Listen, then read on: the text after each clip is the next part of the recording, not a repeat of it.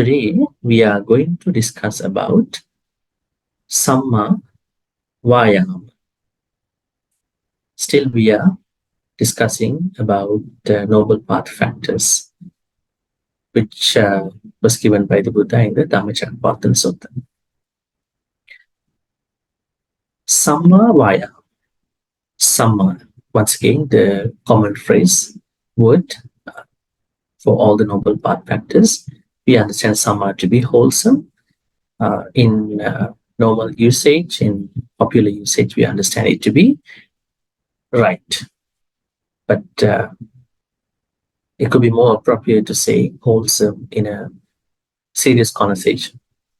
Vayama. Vayama. What does Vayama mean? You could translate this Pali term Vayama to be effort.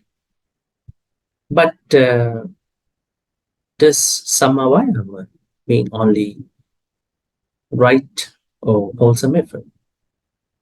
Or do we have to understand Samma Vayama from many other Pali background stuff, Pali words? So in today's discussion, we are going to pay attention to what does Samma Vayama mean to the text, to the Buddha action. Before that, I wanted to tell you that if you could remember, we had this discussion before. In order for someone to practice the Noble Eightfold Path, there needs 3 supportive factors. I think I already shared with you. They are, probably I'm going to show you again. So you can see here, in order for someone to practice the Noble Eightfold Path, that person needs 3 supportive factors that are also coming under the Noble Eightfold Path. You can see here, right view, right effort, and right mindfulness. That means if somebody wants to practice any of these path factors, definitely you have to start from the beginning in the first place. In order even to practice right view, samadhi, that person should have samadhi itself to understand what is samadhi, what is vichari, what is right view, and what is wrong view. By understanding what is right view in terms of wrong view is not enough. And then what is necessary for that person to continue to practice right view? That person needs right effort. So here, right effort.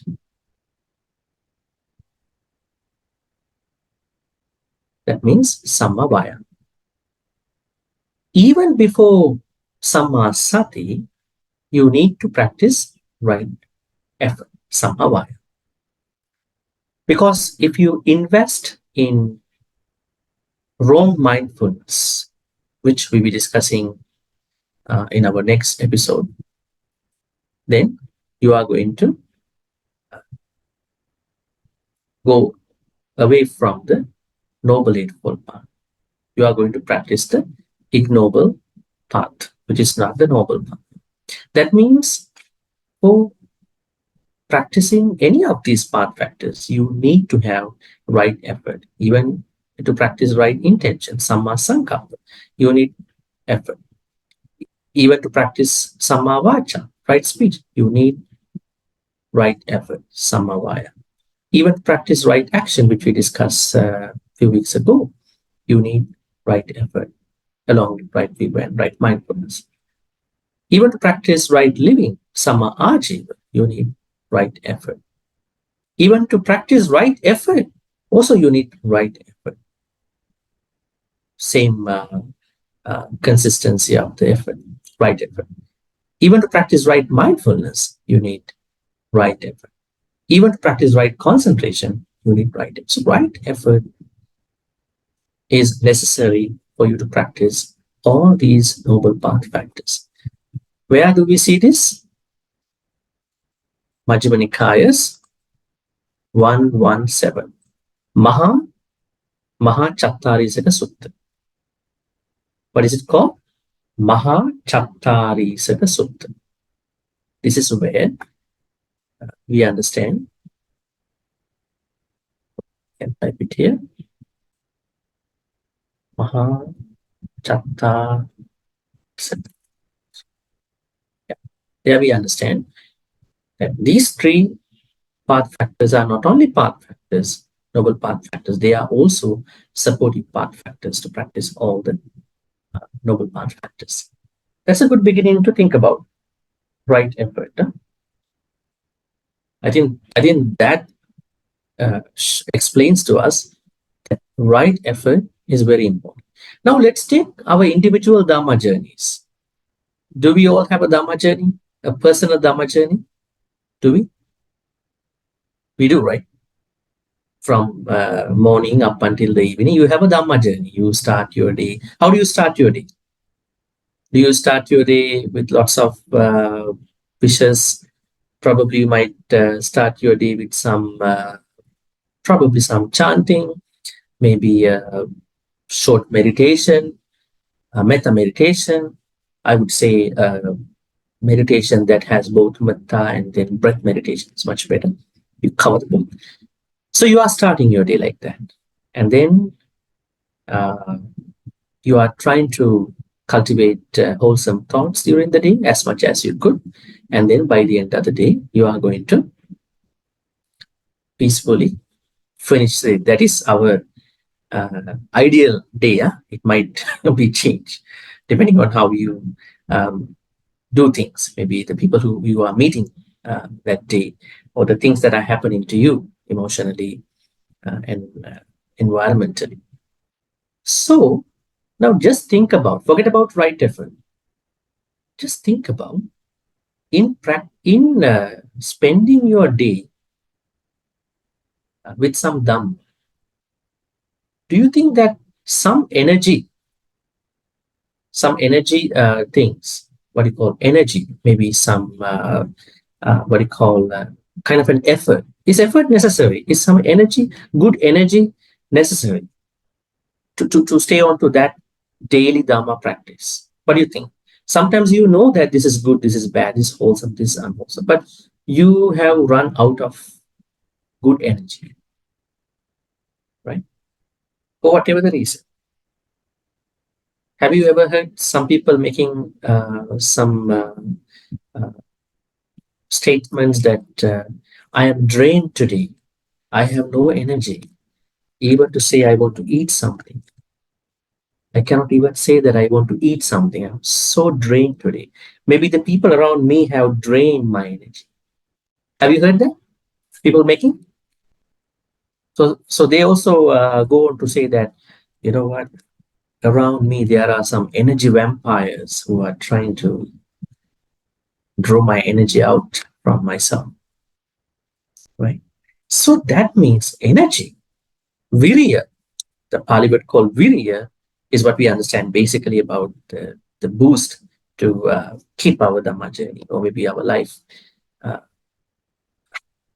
makes a big impact in our Dhamma journey, even on our life, basically.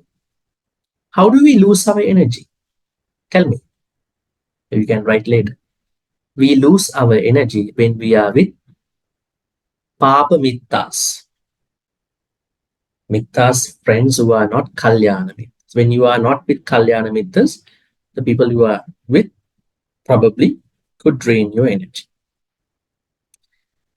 Also, if we are not aware about how to start our day with our Dhamma practice, how to continue our Dhamma journey, if we are not planning properly at the beginning, maybe at a certain point of our life, we just do whatever that come to our life.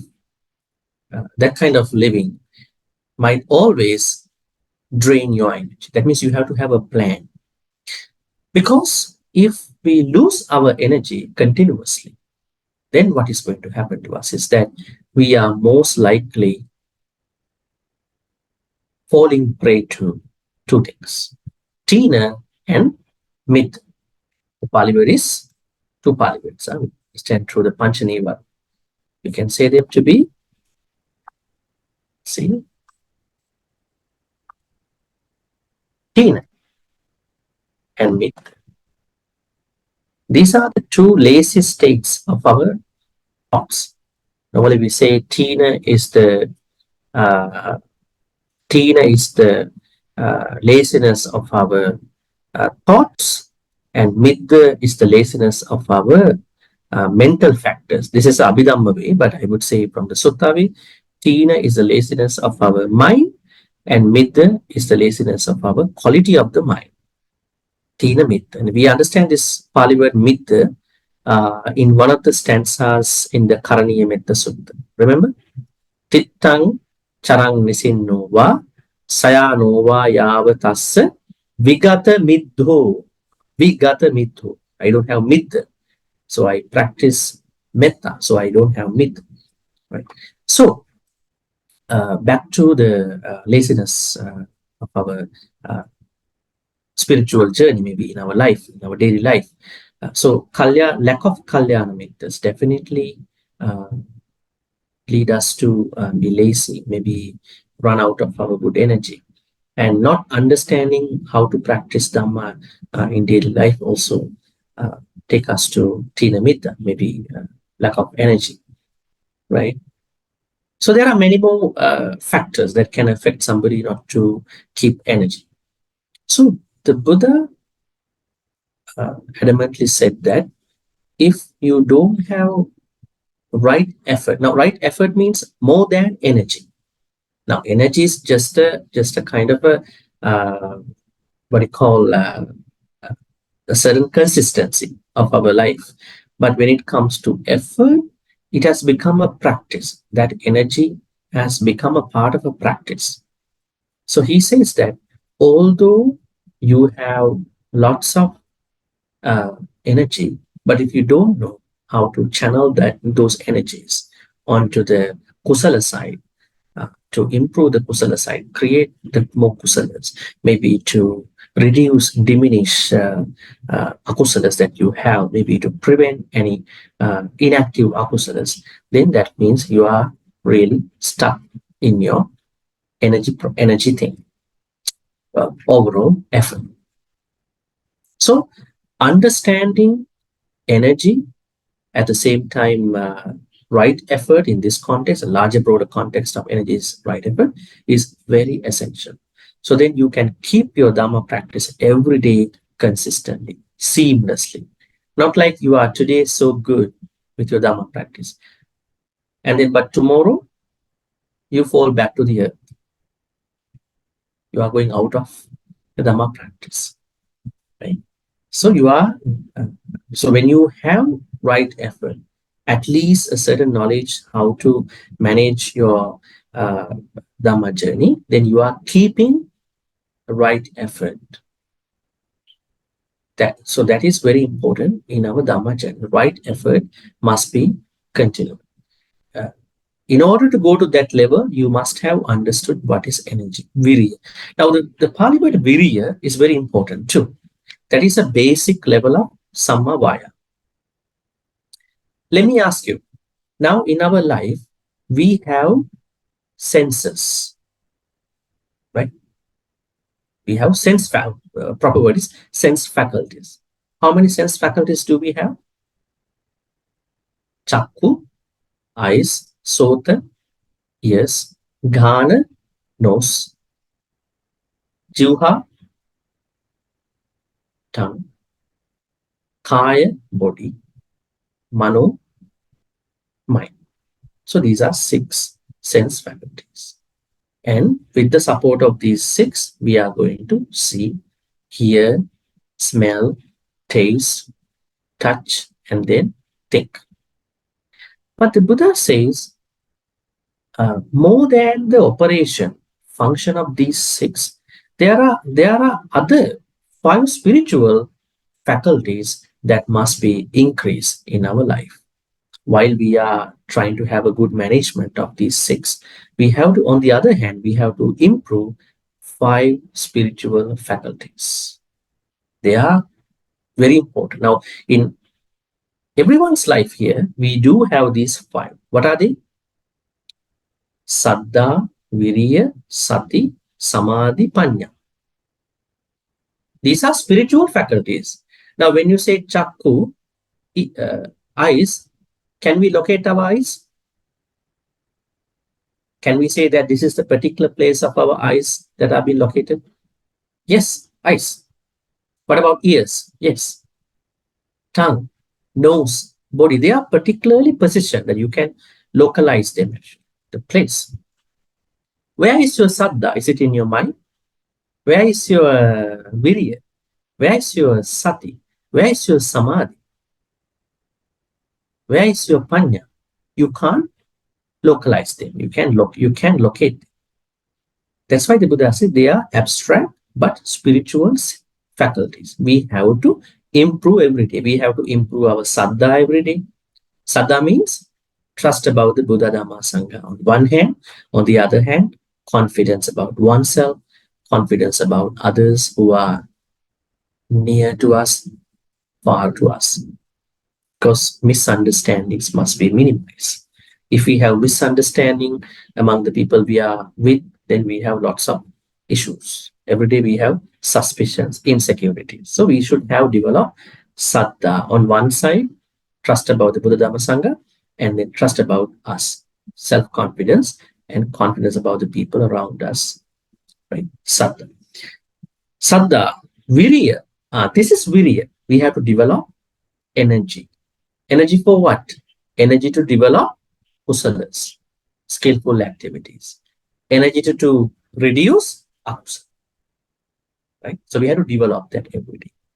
That means in order to develop good energy, in order to reduce bad energy, you also need another energy, isn't it?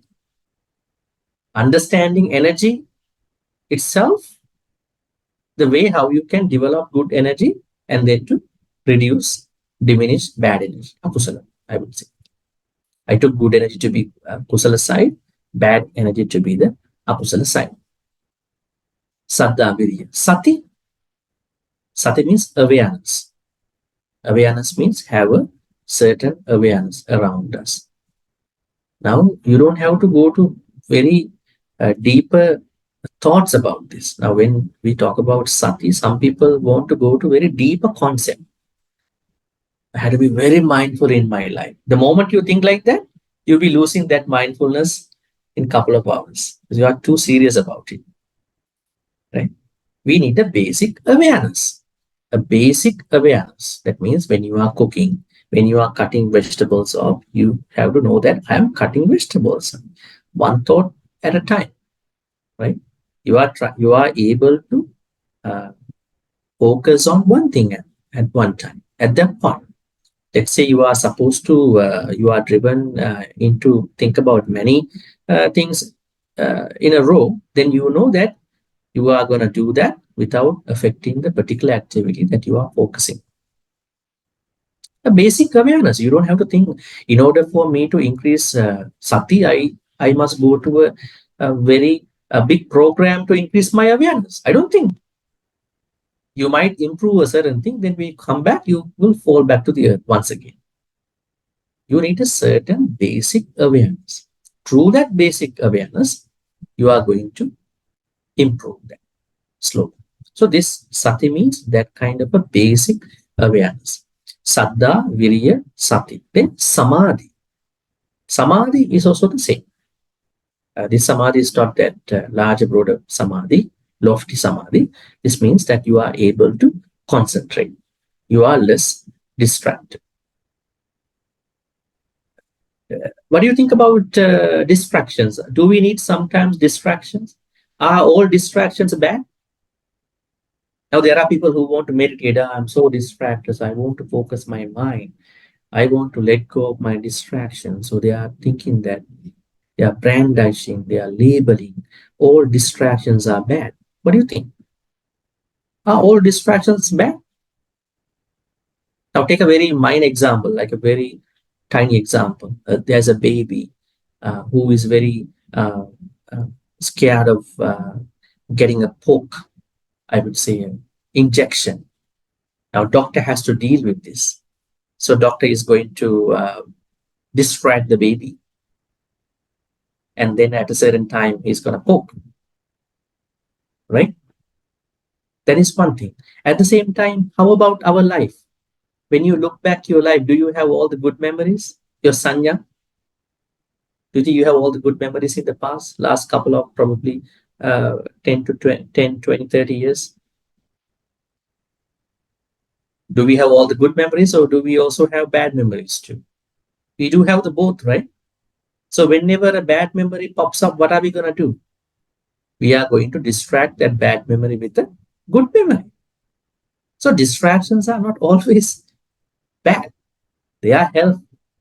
But we have to understand that this is a distraction and why I'm going to use it. For what purpose am I going to use that distraction? So this is called uh, basic samadhi. We need a concentration. In order for us to stay focused, stay concentrated, we have to understand what is a distraction. How do I uh, channel my distraction in a proper way? Sometimes, let's say you had a bad experience with somebody, all the past memories are coming up to you about that particular person. So you have to let go. Sometimes, in order for you to let go, you need to get distracted. Otherwise, those bad memories are going to give a hard time. Some spiritual uh, faculty. Then last one is panya. Panya means the basic wisdom. What is the basic wisdom that we know? How do we know the wisdom? How do we explain wisdom when somebody asks you, hey, tell me what is Buddhist wisdom? Sabbe sankhara anicchati. Yada panyaya pasati. Sabbe dukkha, uh, sabbe dukkha, what do you call, so and so forth. And sabbe dhamma anattati. Sabbe sankhara dukkhati, sabbe dukkha, and then sabbe dhamma anatta. That means understanding anicca dukkha anatta with our life experiences is basic panya. So these, what do you call, these five sense faculties are very much important. Now there you see virya. That means we have to develop virya as a spiritual faculty. Not even virya, saddha, virya, sati, samadhi, panya. Saddha means trust about the Buddha Dhamma Sangha. That is on the spiritual side. On the other hand, trust about oneself, us, and other people. Virya is to develop good energy, I would say kusala energy, to develop kusala, and then to reduce kusala energy. And then sati means basic awareness. We have to develop that too. And then samadhi means concentration, to practice Dhamma. And then panya, which means understanding reality with our life experiences. Now, there you see virya.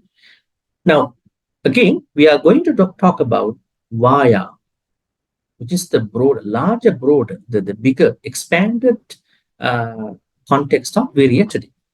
Let's see. Why in the West, right effort is slightly miscommunicated? That's a good question, right? Okay. If you look at the Western, I think this is not the recent Western narrative. In the West, hardworking, even in the East, we understand hardworking is always treated as a good characteristic of anybody. Does Samma Vayama always mean hard work or hardworking? What do you think? Then everybody who works hard must practice Samma Vayama, isn't it? But it's not.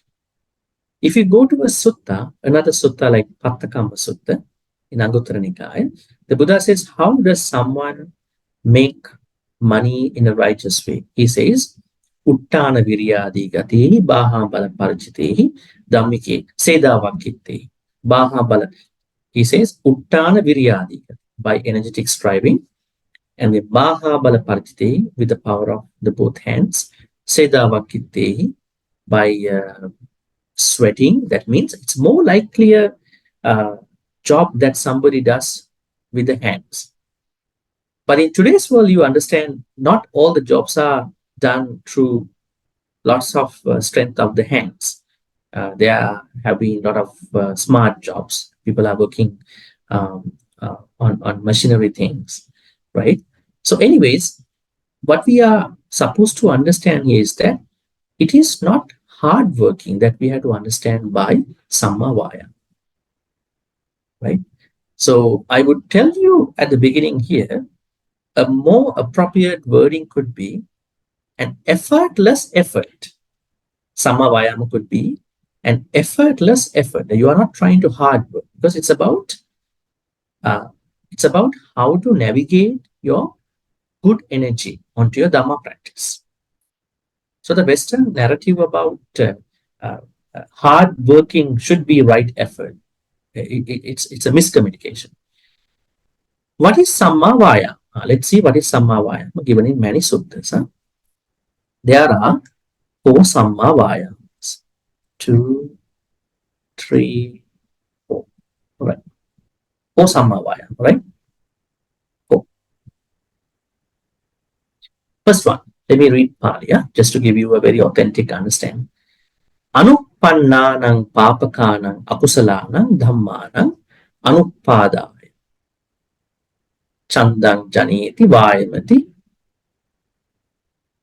viryang arabhati chittam pagganhati padhati. Okay, because many of you might not understand Pali, I would shorten this way. The first two are about navigating energy towards the akusala. Okay. The second two, that means 3 and 4, it's about navigating energy about the kusala. That means what to do for our akusala was given from the first two efforts, right efforts. And then the last two, the next two methods are given by the Buddha as to what we are supposed to do for the good, what you call kusala side. Now, here anuppanna means inactive. Inactive means those akusala, in this case akusalas, these akusalas have not yet come to you. They are not with you at the moment. Uppannana means akusalas that you already have in your life. Anuppanna means non-existing or inactive akusalas. Uppannana means akusalas you already have.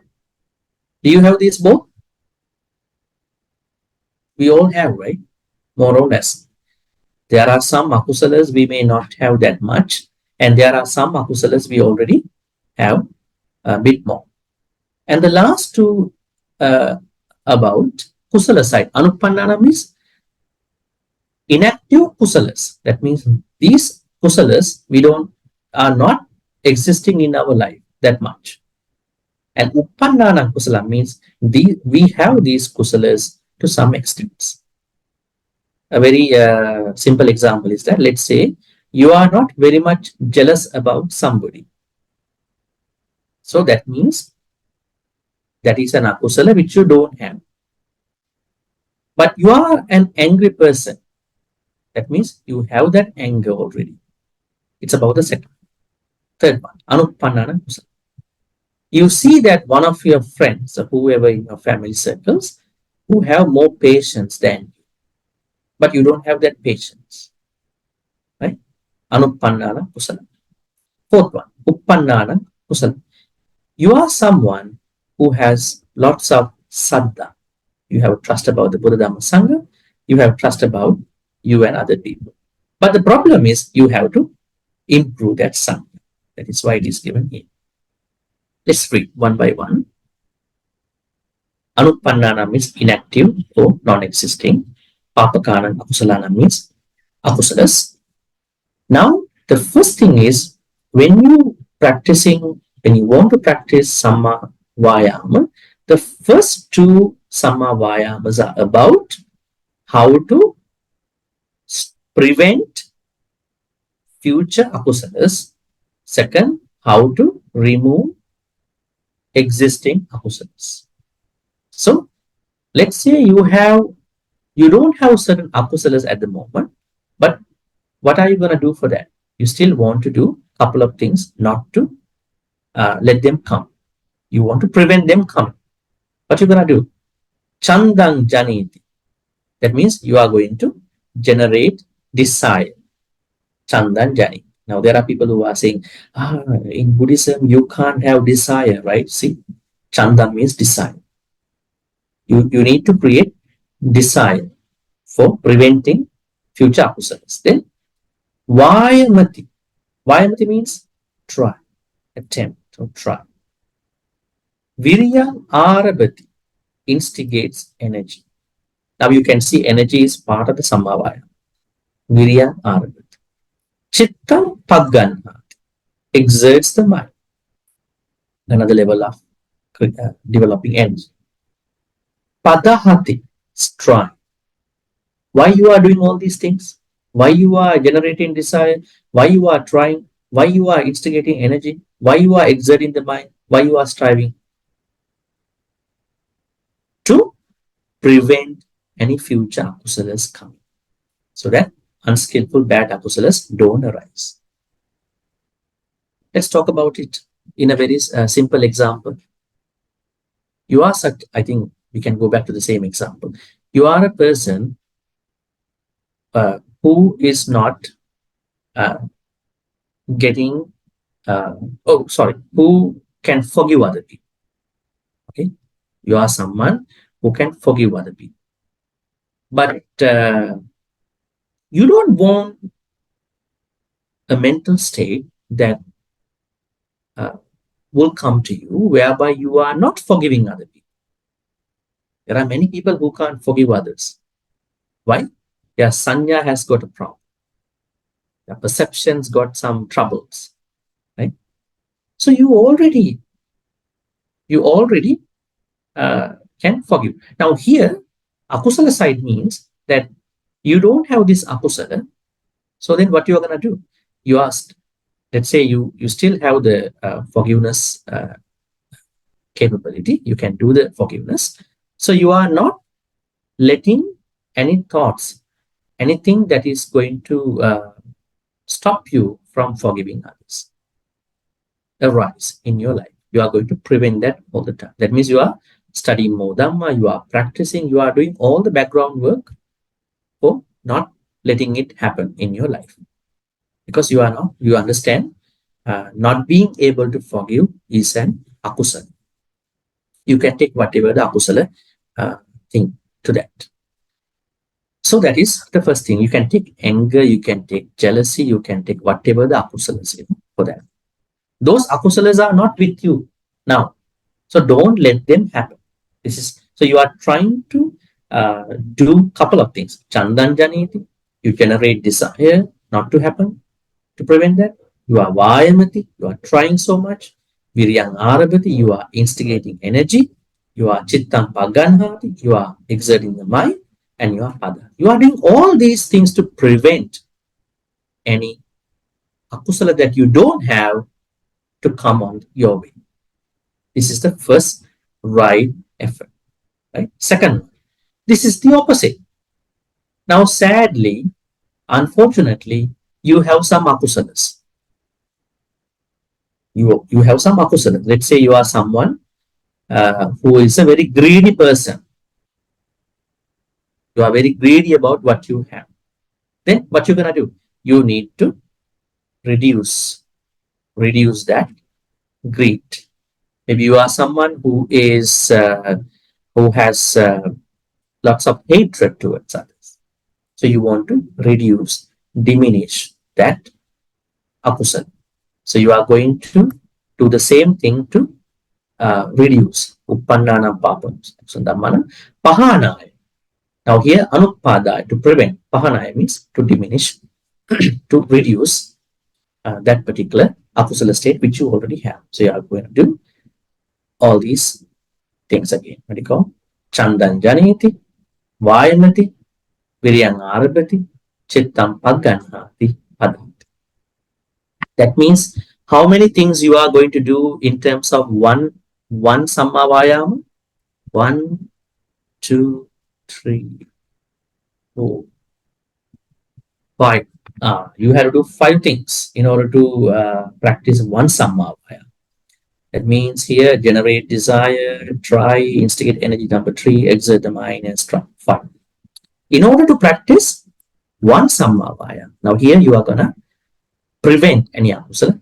In order to do the second one, you're going to reduce the existing active akusalas you have. Going to the third one, this is about the kusala side.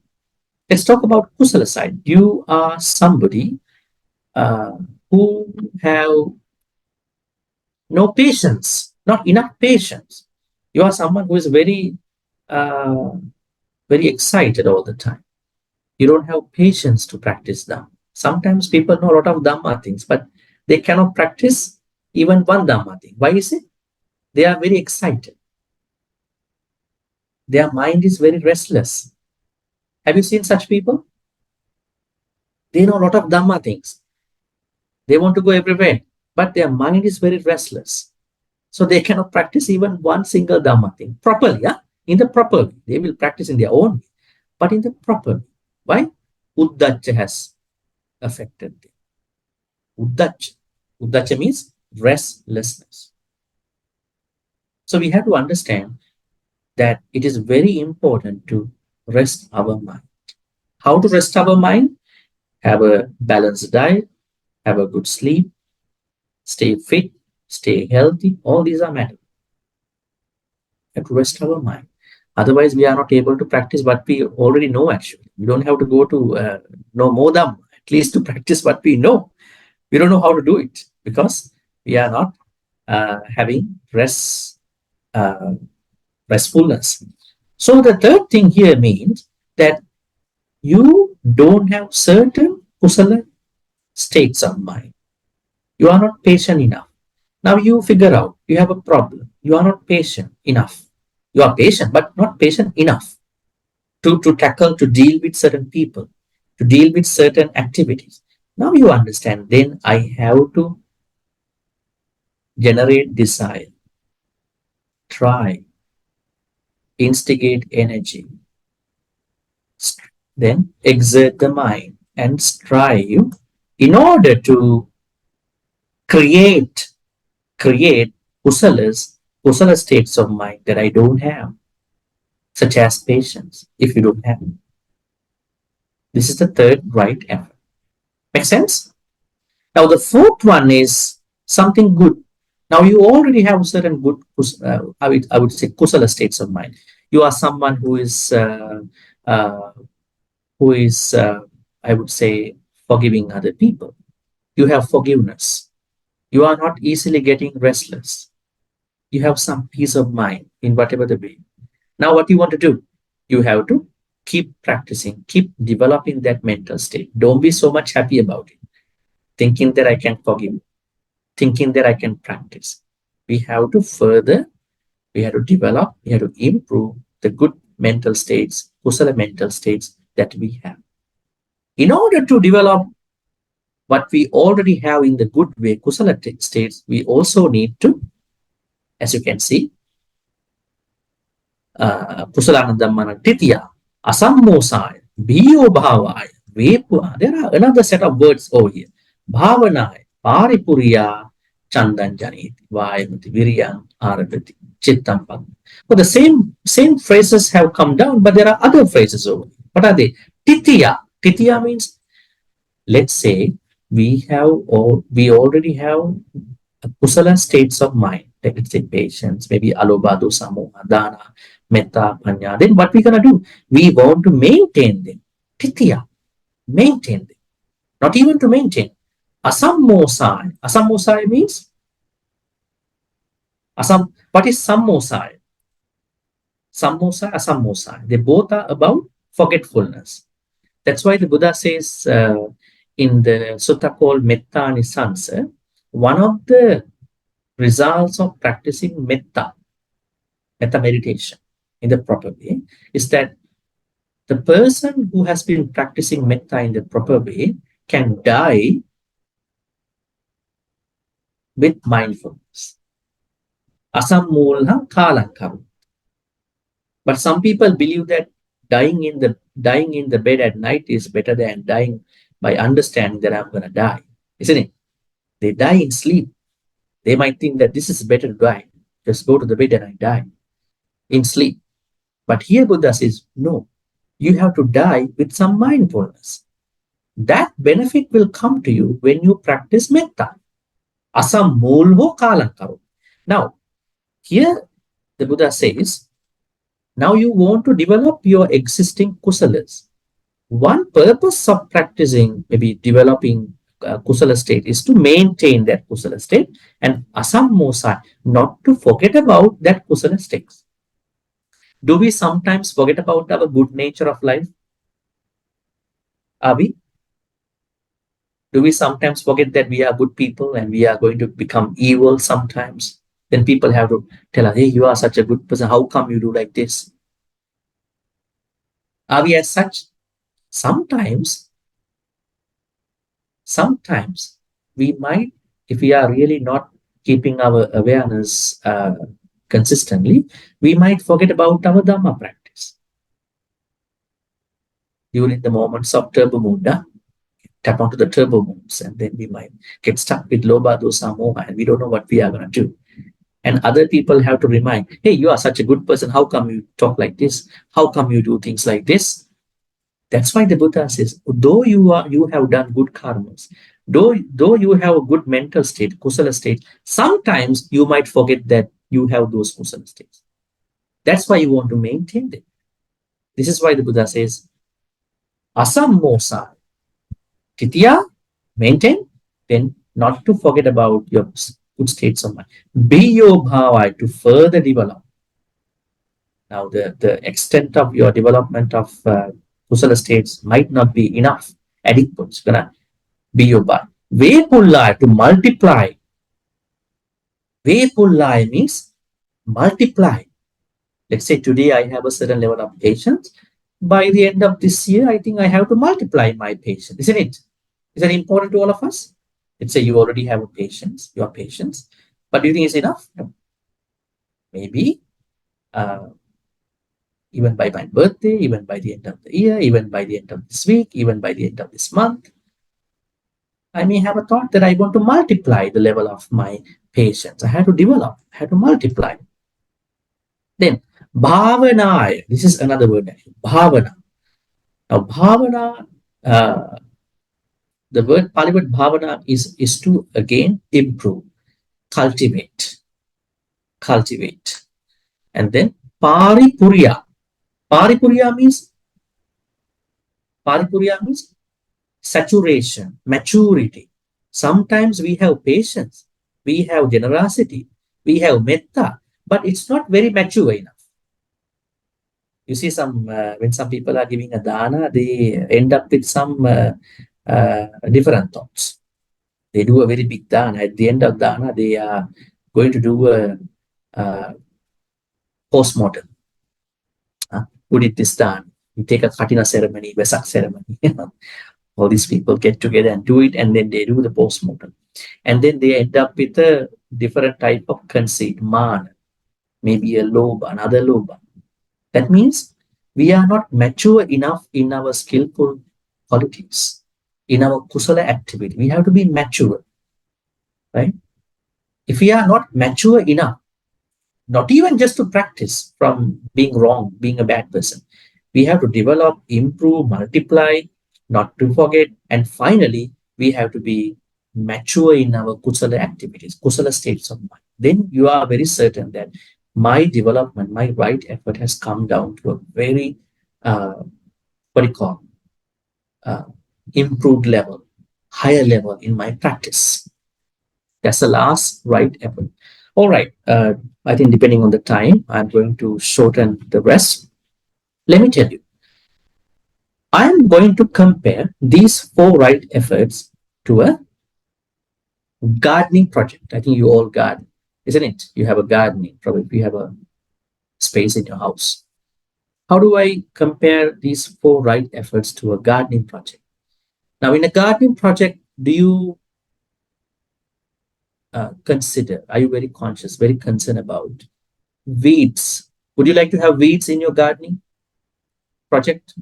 I don't think you would like. So you are trying to prevent weeds coming up. So you're going to have a, what do you call, you're going to have a, second opinion from somebody who has a nursery.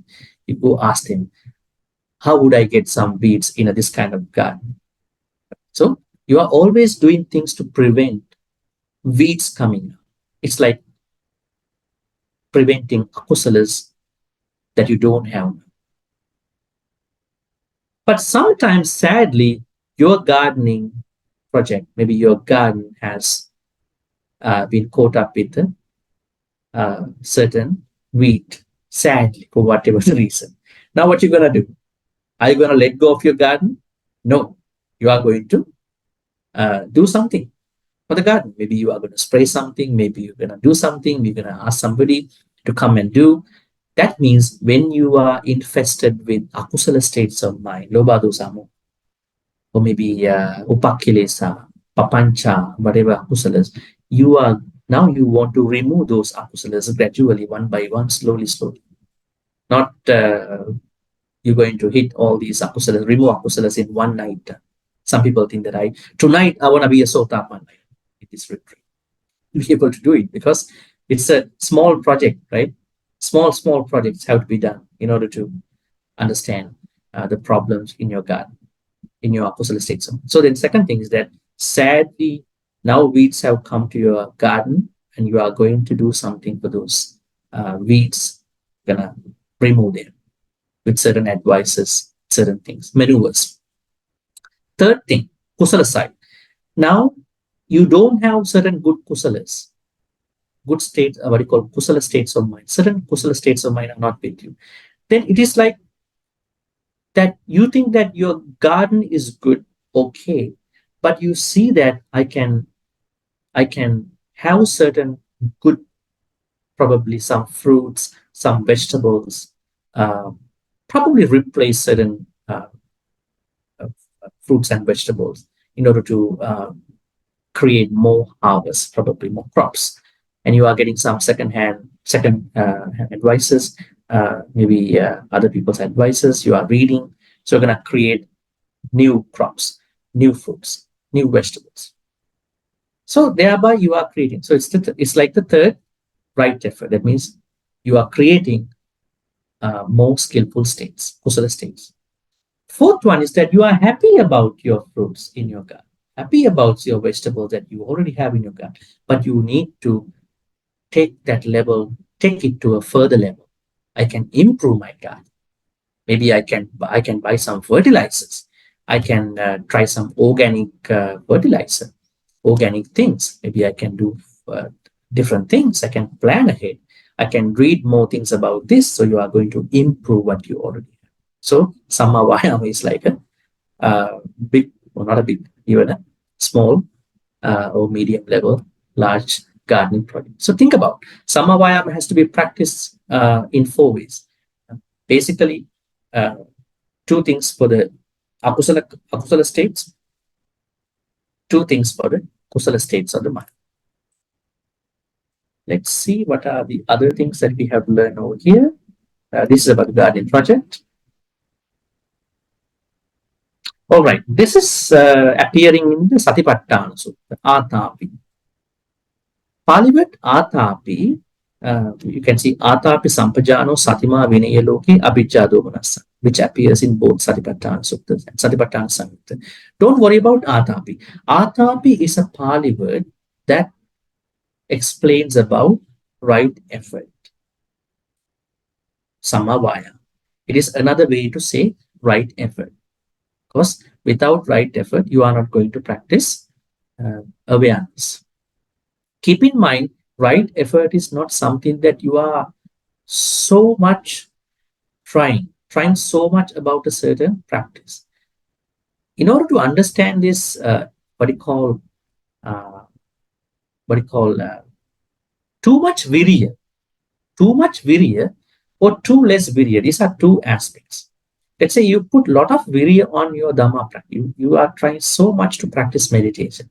You are having too much virya to practice dana, sila, bhavana, which might not work in your Dhamma practice. Let's take the example from Bhante Sona.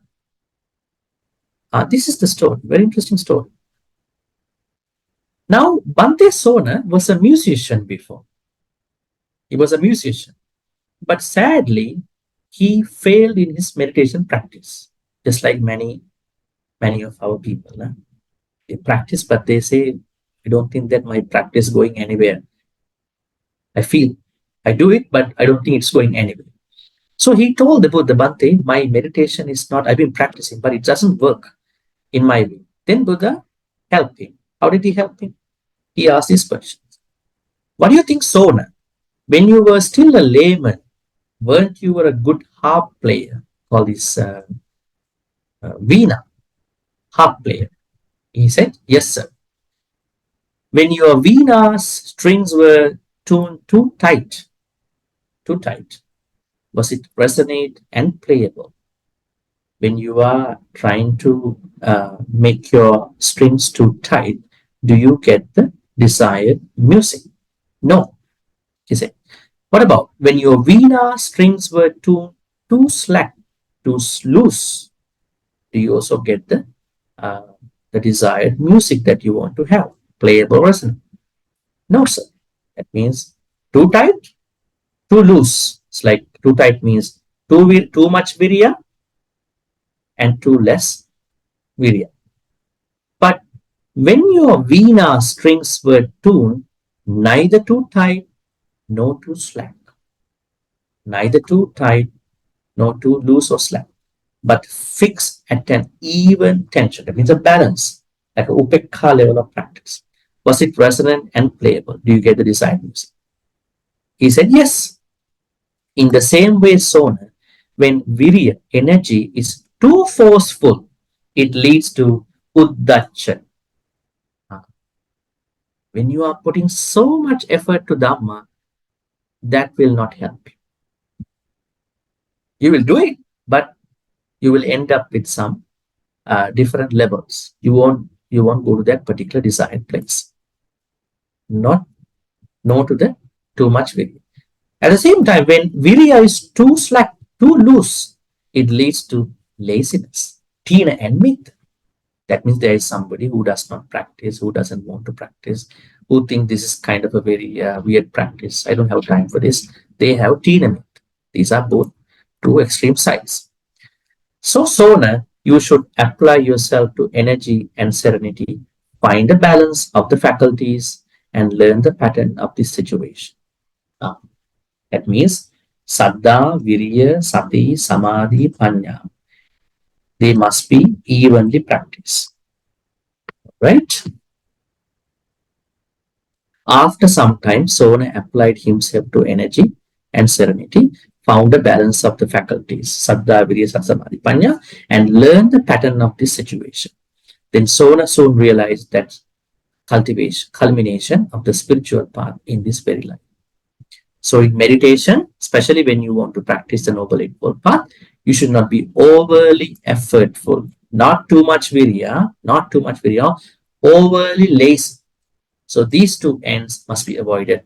Find the balance. This is Samma Vayama, understanding the four types of Samma Vayama, and then try to keep a balance of your energy. Not too much energy towards the practice, not too less energy to the practice. That is Samma Vayama. Bante, I would like to know, in our Dhamma journey, we practice the Dhamma, we need Kalyana right? Kalyana meaning noble friend. Can a noble friend with other faith, he's a noble person but with different faith, do you consider them as Kalyana? Yes, Please explain. I do. But I Yes. think Kalyana Mitras can come from different backgrounds. I would say they are good friends. In order, a better translation, better interpretation of Kalyana Mitra is to be somebody who uh, practices the same Dhamma journey. People from other faiths, they have their own Dhamma journey. Hindu Dhamma journey, Christian Dhamma journey, Islam Dhamma journey, whatever. So I think we can say they are good friends. They are supportive to us in a way. But if you really want to understand the deeper level of Kalyana Mittas, the Pali word Kalyana Mittas, they are like-minded people who do the same thing with you at the same time. I hope that those other people might not do what you do. They might support you. They might give you a ride. They might help you, but not do the same thing as you want to do. So, but keep them too, because they might be helpful. They are good friends. They might be helpful.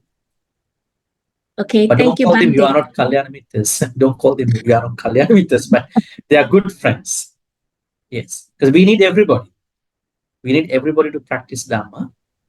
But if you want to call anybody that you are a Kalyanamitta, then you should also have the same purpose, just as me, as you in your Dhamma journey, becoming Sotapanna maybe as such. Yeah. Thank you, Bante.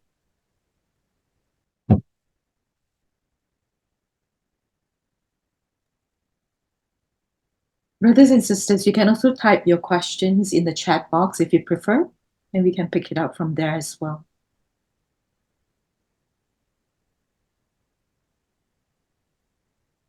I think I can read. Can we conclude that when Virya is practiced in accordance to the Noble Eightfold Path, is called Samma Vaya?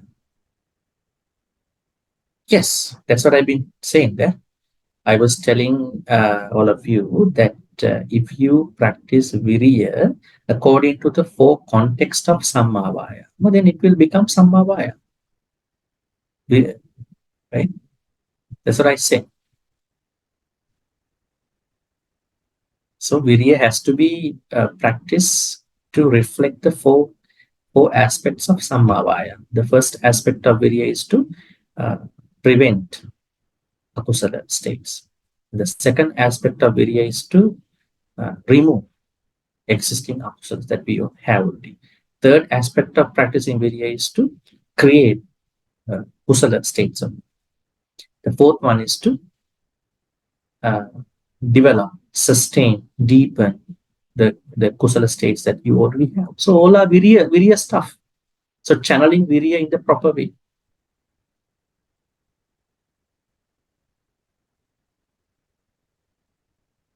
Now, what is the main distinction between Virya used in the context of Indriya, Bala, Bojjhanga versus Samma Vayama, as both refers to mental development? I would say the seven Bojjhangas, they come under the Bodhipakya Dhamma, isn't it? They come under the Bodhipakya Dhamma. I always say that these Bodhipakya Dhamma, that means enlightenment factors, uh, whatever the things we learn there, Sati, Dhamma, Vichaya, Virya, Piti, Passa, Samadhi, Pekka, they are all same qualities we practice with those words. Virya Bojjhanga is the same Virya practice. When you practice Virya with Samma Vayama, it will become Bojjhanga. Indriya is the same. I already shared with you. Saddha, Virya, Sati, Samadhi, Panya. And when you practice Saddha, Virya, Sati, Samadhi, Panya, they will become some powers. Then they will become Bala. Saddha Bala, Virya Bala, Sati Bala, Samadhi Bala, Panya Bala. Bojjhanga is the same. So they are not new things. They are the same Virya when you are practicing towards the right efforts. All right. Then please explain the difference between Lobha and Raga and also Dana and Chad. Okay. I would say Lobha is a mental state that we primarily have. Because of Lobha nature, we are having Raga. We are creating Raga because of Lobha. Now, Raga means lust, L-U-S-T. Lobha means greed, G-R-E-E-D. Now, you haven't pointed out another very interesting word, Kama, K-long-A-M-A. We all have Kamas. Now, the Buddha says, the problem is not the Kama, but the greed. So, when you have greed, you are creating lust. You are creating other problems. So, that is the difference. So, Lobha is the primary akusala, where Raga and all these things come up. Dana and Chaga, yes, that's very interesting. Now, in Buddhism, the generosity The concept of generosity has both dana and chaga. Chaga means giving up. You are initially giving dana. During the time you are giving, you have to give up. What you give up? Lobha, dosa, moha. So the philosophical, I would say, the kusala idea of the dana activity is chaga. So I would say there are a lot of people who do danas, but they don't practice chaga. How do we know that they don't practice chaga in their dana practice? When they give a dana, they are creating lots of expectations toward that dana. That means they don't have the chaga element. That is why not every person who is giving dana does not necessarily cultivate chaga. There are people who only give dana, but they don't practice chaga. But I suggest you practice the both, dana and chaga. Otherwise, you are not practicing generosity. On the practical part, how do one know and practice that this is the five faculties, how to observe? It is a personal observation. Now, let me ask you, how do you know you love somebody? Tell me. Now, you are asking how to observe the five faculties. How do you know? I ask a very random question. That you love somebody. You feel that you are giving something to somebody. That person also feels loved at that point. How do you know that you take care of your parents? And there are certain actions you are going to do for them. You take care of them. You check with them what you want. I'm going to come and see you. I'm going to take you somewhere. So, Saddha, Viriya, Sati, Samadhi, Panya. They are things that you can feel, and you have to do certain things to feel them. Saddha. Trust about the Buddha Dhamma Sangha initiative. You are going to trust about the Buddha with some investigation. Dhamma Sangha. And you should have self-confidence. Can you observe that? Yes. Whether you have self-confidence or not, it is something that you can observe. Viriya, you can observe. Whether you have laziness, whether you have too excitement, you can observe. So it's a personal observation about oneself, about what I have, what you have. So it's a individualized observation that you can feel. There is a feeling side towards this observation. There are certain actions that you need to do for that observation. Sensations and then actions. These are the two things where you can understand the observation of the five. Not even the observation, you feel that you are doing something for them.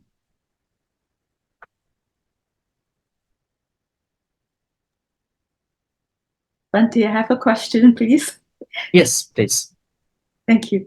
So, Bhante, you explained just now the four right efforts, with regard to akusala and kusala. So, for the kusala, it seems like there are a lot more. There are more. You explain more qualifiers and things like that. So, does it mean that it takes more effort to cultivate the good, the wholesome, than to give up the unwholesome? Thank you. That's a very good question. That's why I actually finish discussing about the Sammavayam by saying the balance. Whenever you do the first two or the last two, kusala two or akusala two, you must be able to maintain the balance. Sometimes you are overdoing the kusala part. That is also not a good thing. So you have to always balance out the energy that you are investing in preventing the akusala, removing the akusala, creating the akusala, creating the kusala, deepening the kusala. In whatever the four aspects, you have to be very careful to keep the energy levels balanced. Because if you invest more in one section, then you are going to end up with uddacha, restlessness, or tinamit. That's why, just think about these monks. Bhante Son, do you think he has been practicing akusala? No, they are full-time, 365, 24/7 committed to the practice of Dhamma. But why can't they attain certain things? Because they have brought enormous level of energy toward the kusala side. That was the failure.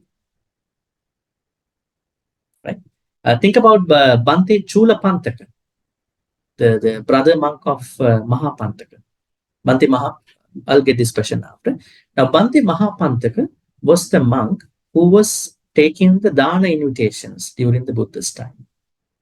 He was an arahant. So his brother also became a monk, small monk. Then he told, it was a personal kind of level of ordination. He said to him, you have to recite, memorize a certain Pali stanza. Actually, anybody here also can memorize that stanza in a day or two, even lay people. But he could not memorize that verse. It is said that in a previous life, he was the top student in the class in his college. So when other students come to him to learn some algebra, mathematics, whatever, he mocked at them. He made jokes on them. Hey, you don't know these simple maths, huh? See, you all come to me. He made jokes on them. Because of that akusala, in his last life, he could not even memorize a small stanza. Right? So then Bante Mahapantaka told him, hey, there's no point of you becoming a monk, you disrobe. Better you disrobe and become a layperson. So he was very sad. He didn't want to disrobe. Then the Buddha saw him in the morning out of his great compassion. Then he asked what's going on. He said, my brother monk told me to disrobe. And he said, this Buddha Sasana is not of your brother monk, it's under me. I will give you a white cloth. What you need to do is just try to rub it against this white cloth. Then tell me what will happen. Just rub it against and tell me what will happen. And then Buddha and other monks went for a dana, lunchtime. Then in the meantime, he was rubbing it against, he saw some dirt coming down. The white cloth got dirty. So by looking at the purity and the impurity, he could understand the impermanence. He became an arahant. Right? So this story says, for many people, not lot of effort is necessary. It is only the right advice from the right person is necessary. That's why the teacher is very important. You might read a lot of books, but you don't find the right teacher. You never hit that point. You always have a very bare knowledge of Dhamma here and there, but it does not hit you that place. So that's why teacher is important. And then because of that teacher's personal encounter, you can level up your energy, balance your energy. You will take you to the next level. So it's very important. Thank you very much.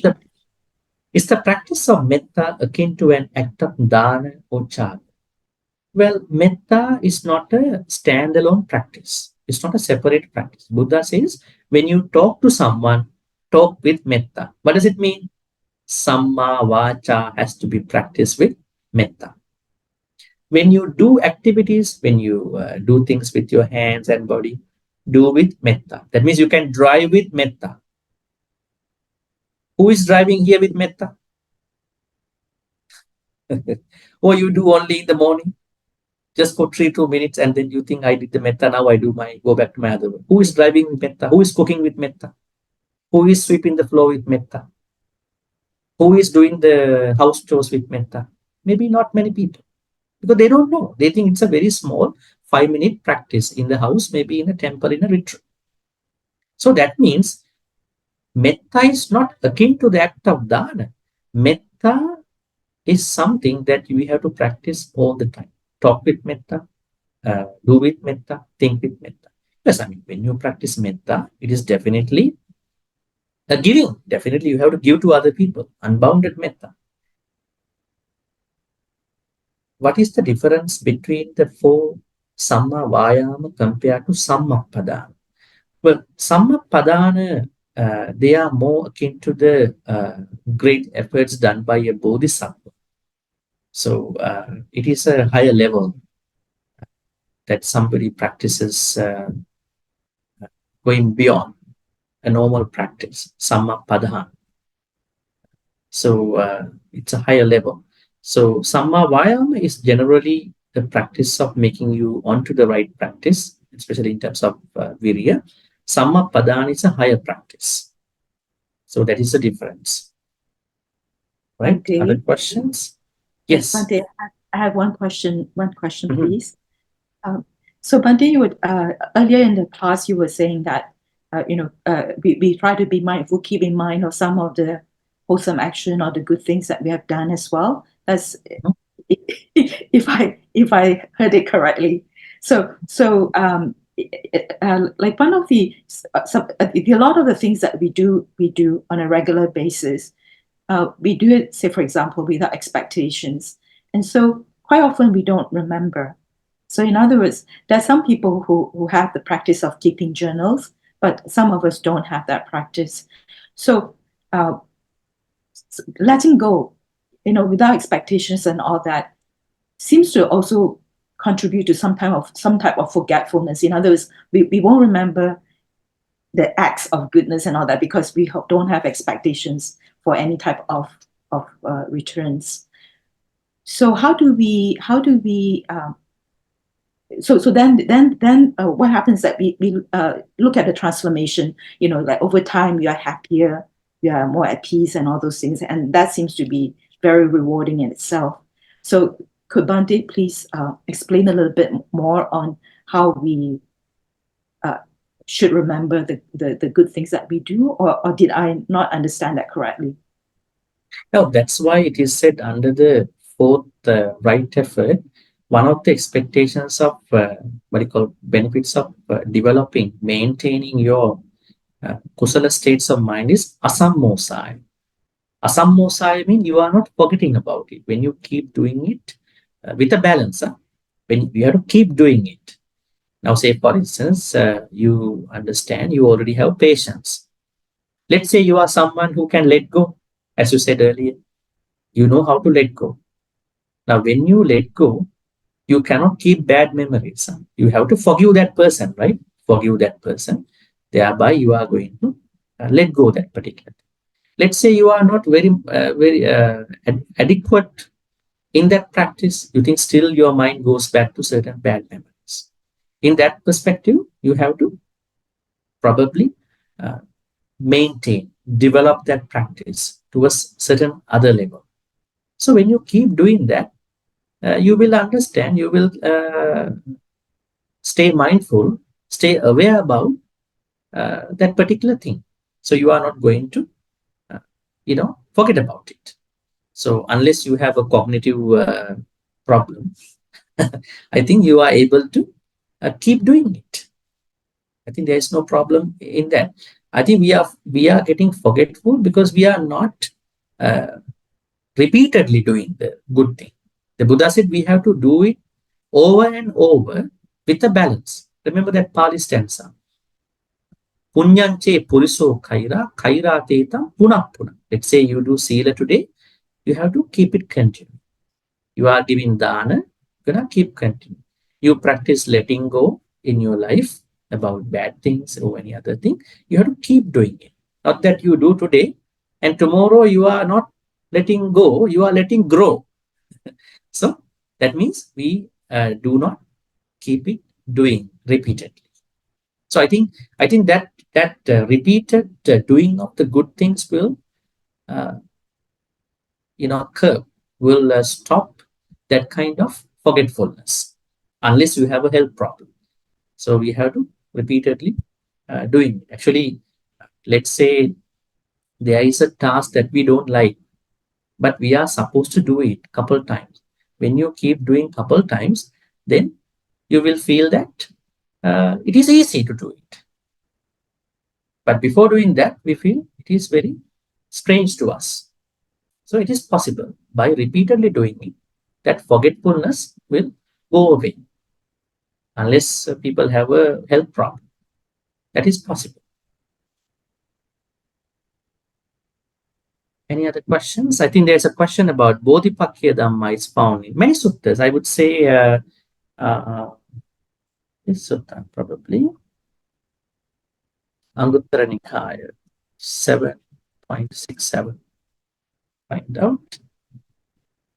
Yeah, in many suttas, you would see this. Bodhipakya Dhammas. Bodhipakya Dhammas are not strange stuff. They are the same things that we are practicing in our daily life. But they have been taken as Bodhipakya Dhammas in a way that you can understand that these are the particular Dhamma matters, Dhamma things that we have to practice along the Dhamma journey. How about niyamas? Can we find in actually niyama, teaching of niyama is not a sutta teaching, it's a abhidhamma teaching. I can find it out for you. It's not even given in the suttas. Niyamas are given in the abhidhamma. Niyama. Yes, you could go see.